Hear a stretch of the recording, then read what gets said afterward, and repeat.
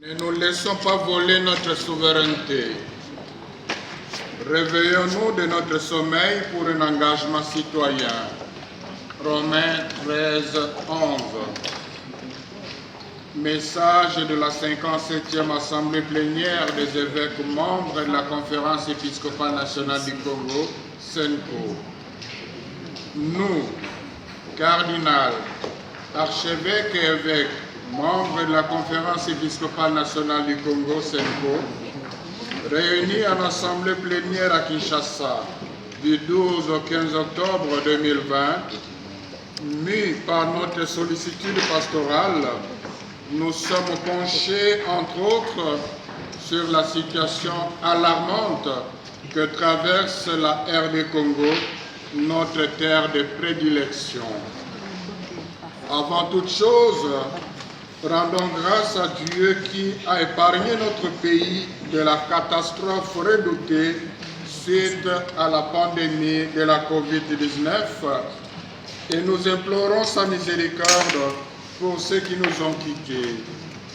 Nous remercions nos fidèles catholiques et les hommes de bonne volonté de leur prière et de leur soutien aux œuvres de l'Église et aux personnes en détresse au moment fort de cette crise sanitaire.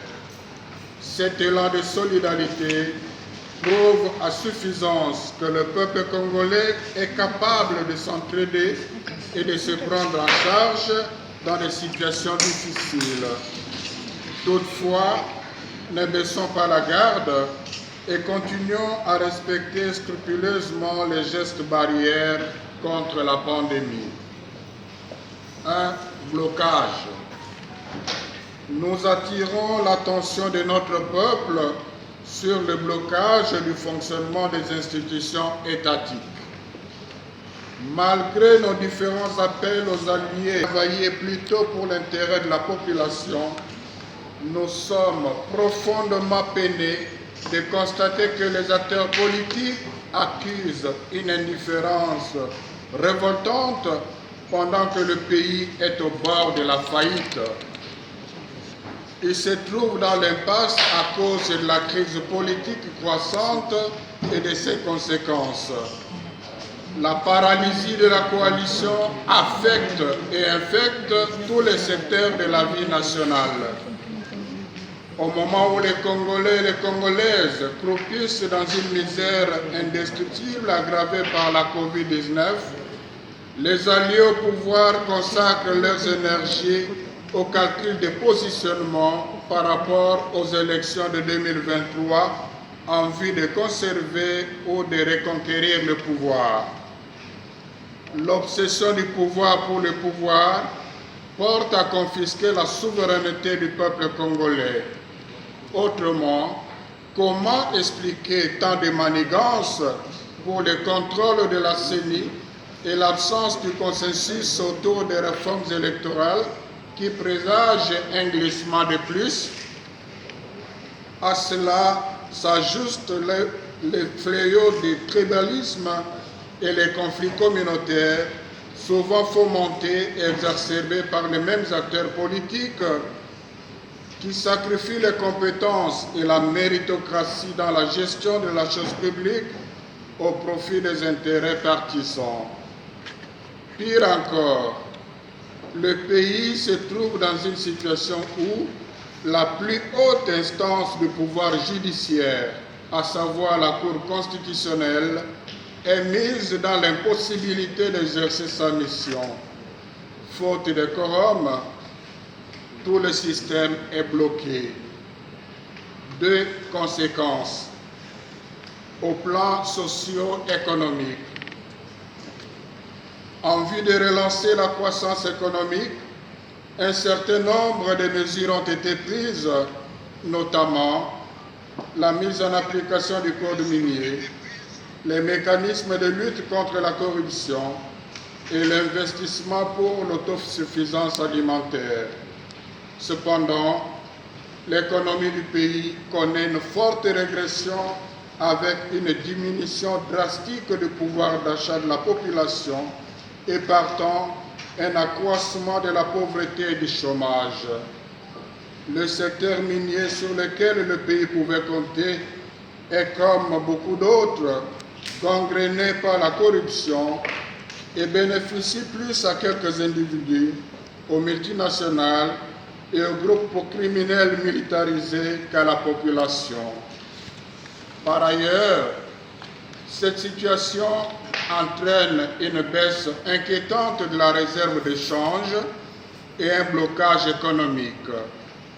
Elle est d'autant plus préoccupante que notre pays reste encore tributaire de l'appui et de l'encadrement international spécial pour sa survie et son fonctionnement.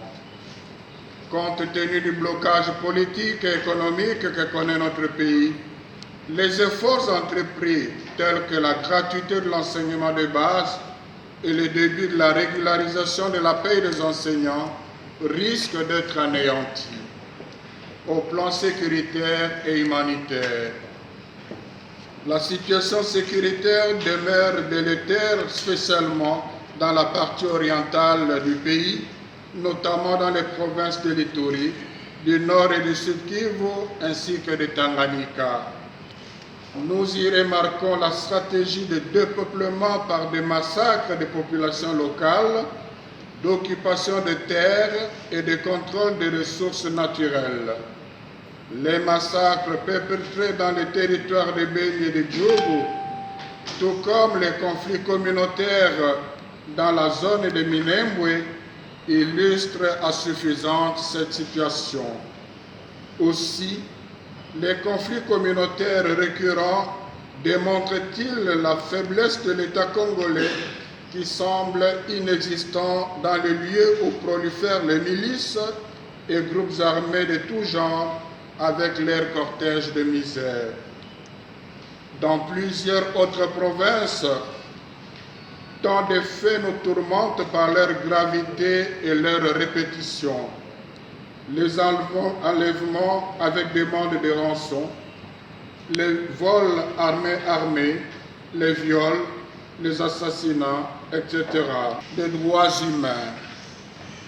Alors que les élections de 2018, placées sous le signe du changement, ont malgré tout nourri l'espoir de l'avènement d'un état de droit, il s'observe malheureusement une restriction des droits humains. En effet, l'élan de liberté d'expression et de manifestation publique, salué avec enthousiasme par notre population, évolue en dents de scie. Ici et là, certains partis politiques se substituent aux services étatiques et portent atteinte non seulement à l'ordre public, mais aussi à la dignité humaine et au respect des droits humains. Les procédés de 100 jours et les enquêtes judiciaires en cours suscitent beaucoup d'espoir en une justice qui ferait effectivement grandir la nation. Tout reste à savoir si cette dynamique ira jusqu'au bout. 3. Exhortation. Peuple congolais, ne nous laissons pas voler notre souveraineté. Notre situation changera à partir du jour où ceux qui sont au pouvoir comprendront que pour y demeurer ou y accéder, ils doivent servir nos intérêts. C'est pourquoi, pour ne pas nous laisser voler notre souveraineté, sortons de notre torpeur et demeurons vigilants sur le respect de la Constitution, notamment les articles verrouillés, ainsi que sur l'indépendance réelle du bureau de la CENI et de la magistrature. Exerçons effectivement notre droit de souverain primaire et agissons pour empêcher toute tentative de confisquer notre droit de choisir nos dirigeants et de nous prononcer sur le destin de notre pays au quotidien. Résistons pacifiquement à la balkanisation de notre pays, au dépeuplement et à l'occupation des terres par la cohésion nationale et le refus de la trahison. en privilégiant le sursaut du patriotisme aux côtés de nos forces armées de sécurité. La RD Congo est notre terre, don béni, notre patrimoine inaliénable, et nous ne devons pas nous le laisser ravir.